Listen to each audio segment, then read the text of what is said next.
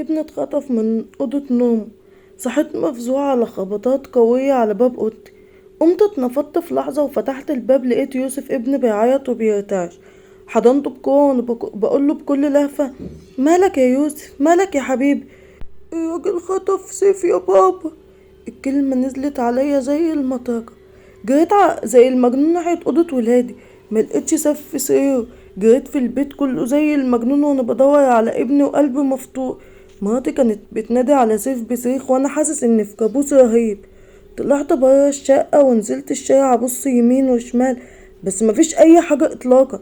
ناديت على يوسف وانا مش قادرة اتلم على اعصابه وقلتله: ايه اللي حصل يا يوسف؟ رد عليا يوسف وهو بيبكي: الراجل اللي شكله وحش يا بابا كل اوضه وخد سيف معاه. خدوا معاه يا بابا. خدوا على فين يا يوسف؟ قول لبابا. لقيت يوسف بيشاور على الارض. ما بقتش مستوعب حاجه. هزيته جامد بس فضل يعيط اكتر، وبعدها ما تكلمش. فضلت اكتر من 3 ساعات بحاول اخليه ينطق بكلمة، بس الواد كأنه بلع لسانه. حاولت باللين والشدة مفيش. حتى والدته حاولت معاه كتير بس هو ما نطقش بنص كلمة. رحت القسم عملت محضر، وفضلت ادور طول الليل في الشوارع زي المجنون. كان قلبي هيتخلع من مكانه من الخوف والقلق على ابني. ومن كتر القلق وصوت مراتي الجيران كلهم اتلموا، وتقريبا ساعة واحدة والشارع كله بقى بيدور على ابن سيف. حتى ان بعض الجيران طلعوا يلفوا في الشوارع عشان يمسكوا اللي خطف ابني. ليلة كاملة من القلق والتوتر، وفي النهاية ابني ما ظهرش. الشرطة جت وعاينت الشقة اللي ما كانش فيها اي دليل على ان اي حد دخل الشقة.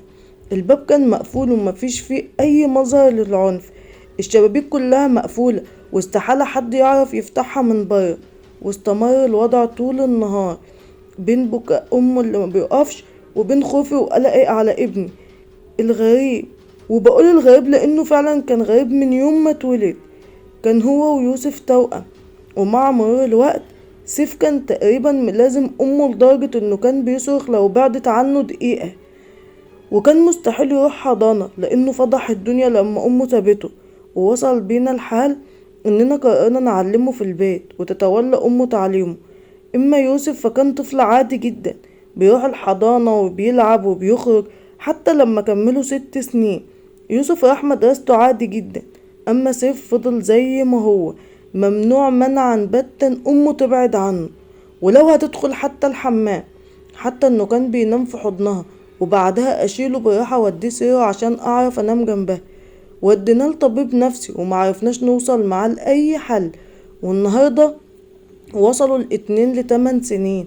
بس سيف ضاع وبقيت هتجنن عليه، وكأنه اختبار عشان اكتشف اني بعشقه عشق، مع اني كنت فاكر اني مبحبوش او بحب اخوه اكتر منه عشان عاقل. ادي واحد ضاع والتاني فقد النطق خالص. وجه الليل البائس الحزين، جه عشان يفكرنا بليلة امبارح المخيفة. اتصلت برقم الضابط اللي بلغني انهم لسه شغالين، وقعدت في صالة الشقة ودموعي بدأت تنزل في صمت. دموع اب قلبه مفتوح على ابنه. مراته كانت في اوضة النوم لسه منهارة زي ما هي. بس على الساعة 12 بالليل لقيت يوسف طالع من اوضته مبتسم وبيجري عليا وبيقول: بابا بابا، سيف رجع يا بابا. بصيتله بذهول وعينيا برقت زي المجانين. جريت على الأوضة لقيت سيف نايم ومتغطي بكل هدوء. جريت عليه وانا مش مصدق اللي شايفه. حضنته بعنف شديد عشان يصحى، واول ما شافني بدأ يعيط كالعادة. وديته لمامته بسرعة لانه ما بيرتاحش غير في وجودها. امه اللي نزلت سجدت لله اول ما شافته. فضلت قاعد مستني امه تخلص احضانها وقبلتها عشان تسأله هو كان فين. في النهاية سألته: انت كنت فين يا سيف؟ كنت نايم يا ماما. يعني انت مش فاكر اي حاجة؟ الواد بصلنا بحيرة شديدة وكأنه مش فاهم حاجة. حاولت اتخطى النقطة دي. المهم ان الولد رجع بالسلام، وسهل اقول للجيران والشرطة اي سيناريو وخلاص. نمنا الليلة دي كلنا في أوضة واحدة. في اليوم التاني قفلت الموضوع مع الشرطة وطمنت الجيران اللي تقريبا عملوا ليلة في الشارع بالمناسبة رجوع سيف. موقف جميل من أهل منطقتك ما تشوفوش غير في الدنيا. واستمر الحال أيام وتناسينا كل حاجة. بس بعد أسبوعين اتكرر نفس الموقف. خبط شديد على باب اوضته، ويوسف بيقول ان سيف اتخطف، وبعدها بيفقد النطق. ووقعت من تاني في فجوة من القلق والتوتر. بس المرة دي صعب ابلغ الشرطة او الناس، كده هيساء فينا الظن اننا عيلة مجانين. دورت لحد ما يئست ومفيش اي جديد، وقعدنا حوالي 24 ساعة من القلق والتوتر. وتاني يوم الساعة 12 بالليل ظهر سيف، وكالعادة ما كانش فاكر اي حاجة اطلاقا من وقت اختفائه. ما بقتش عارفة اروح فين او اجي منين. حاولنا نكمل حياتنا بأي طريقة، لعل وعسى الموضوع ده ما يتكررش تاني. بس الموضوع بدأ ياخد منحنى مخيف قوي. بعد يومين كنت قاعد بقرأ الجورنان كالعادة عشان اسمع صريخ مراتي في الحمام، وكالعادة كان معاها ابن سيف. كسرت الباب عليهم عشان اشوف مراتي حاضنة سيف وبتتنفض بطريقة رهيبة. شدتهم برا الحمام وانا مش فاهم حاجة. بس بعد شوية مراتي اتكلمت وقالت لي: انت كنت بتحمي سيف معايا. ايوه انت. لا لا لا مش انت. وانهارت من البكاء. ما بقتش فاهم ولا مستوعب حاجة، وان كنت مرعوب من فكرة مش عايز حتى افكر فيها. عدى الموقف وبقينا كلنا تقريبا بننام مع بعض عشان ما تحصلش اي حاجة تانية. صحيت في ليلة كنت عايزة ادخل الحمام، بصيت على سرير سيف ملقتهوش. قلبي وقع في رجليا وطلعت الصالة. بس هديت لما لقيت نور المطبخ منور، يمكن بيشرب ولا حاجة. في اللحظة دي سمعت سيف بيتكلم: انا مش عايز اجي معاك. وبعدها سمعت صوت غليظ بيقول: هتيجي. في اللحظة دي جريت زي الصاروخ ناحية المطبخ. شديت ابني وبصيت جنب التلاجة، كان في جسم ضخم اسود واقف. اول ما لمحته لمبة المطبخ ضربت بصوت عالي. صرخت من الخضة وجسمي كله اتنفض. شديت ابني على بره وفتحت نور الصالة. رجعت المطبخ تاني بس ما لقيتش اي حاجة خالص. شغلت قرآن في الشقة وفضلت صاحي طول الليل مش عارف انام من الخوف. وعدى يوم والتاني والتالت. في اليوم الرابع صحيت بالليل مخضوض من كابوس غريب شفته. بصيت بتلقائية ناحية المكان اللي بينام فيه سيف، ما لقيتهوش. خرجت بسرعة ادور عليه في الشقة بس ما كانش موجود. في اللحظة دي لمحت نور احمر غريب جاي من الأوضة بتاعته، كان ظاهر من تحت عقب الباب. قربت وانا قلبي بيدق بعنف ناحية الباب وفتحته بالراحة. كان النور جاي من جنب الدولاب. دخلت الأوضة وقربت من مكان النور، بس فوجئت بسيف نايم على السرير و... وقدامه واحد شبهي بالظبط. كنت أنا. كان حاطط ايده على راس ابني النايم وعمال يردد كلام غريب، واللون الأحمر بيزيد وهو مغمض عينيه تقريبا. بصيت له وانا خلاص هيغمى عليا وقلت له بصوت مرتعش: انت مين؟ انت مين؟ وقتها بص ناحيتي عشان كانت عينيه فاضية تماما كأنهم مش موجودين، مجرد فراغ مكان العينين. جسمي كله اتنفض وانا ببص على ابني اللي نايم بكل رعب. عايز اهرب وفي نفس الوقت ما اقدرش اسيب ابني من على الكائن العجيب ده. بدأت استعيذ بالله بصوت بيتنازع عشان يخرج مني. في اللحظة دي ابتسم الكائن ده، ابتسم واتكلم بنفس الصوت اللي سمعته في المطبخ قبل كده: بتستعيذ مني يا علي؟ مش انت اللي طلبت مني اساعدك؟ واعتقد دلوقتي جه الوقت اللي استرد فيه الامانة. هنا بس جسمي كله مسكه كهربا غريبة خلتني اقع في الارض. في نفس اللحظة شفت الكيان ده بيشيل ابنه وبينزل بيه في ارضية الشقة كأنهم بيسحوا زي التلج. وقفت من تاني وجريت على المكان اللي نزلوا فيه، وفضلت اخبط عليه وانا بصرخ باسم ابني. في اللحظة دي مراتي صحت على صوتي، واول ما شافتني فتحت في الصريخ هي كمان. في الوقت ده اتحولت شقتنا لسوق من كتر الناس اللي اتلمت من تاني. كنت منهار بصرخ عامل زي اللي عنده صرع، عمال اردد واقول: الشيطان خطف ابني، الشيطان خطف ابني. في الوقت ده خدنا عم حسين اللي ساكن تحتنا وقال لي: يا ابني احنا لازم نجيب شيخ ضروري. بصيت له وانا بدمع وبمنطقش. قال لي: سيبها على الله وعلي.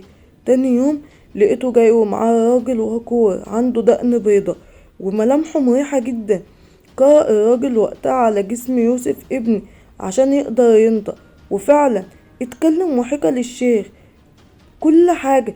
بعدها اتكلم مع مراتي شوية وبعدين طلب منهم يخرجوا ونفضل انا وهو بس. بصلي وقتها في عينيا بقوة. كنت بحاول اتحاشى نظراته ليا بس ما كنتش قادر. اتكلم بهدوء وقال لي لازم تصارحني عشان اقدر اساعدك، انت مخبي عني ايه؟ بصيت له وفضلت ساكت عشان يكرر كلامه من تاني. في الوقت ده كان لازم احكي كل حاجة عملتها ليلة ولادة مراتي من 8 سنين. وقتها كنت عارف ان مراتي هتولد توأم، بس يوم الولادة حصلت مشكلة كبيرة ومراتي تعبت جدا، حتى ان الدكتور خرج وقال لي ان احتمال كبير يموت طفل من الاتنين عشان ينقذوا مراتي.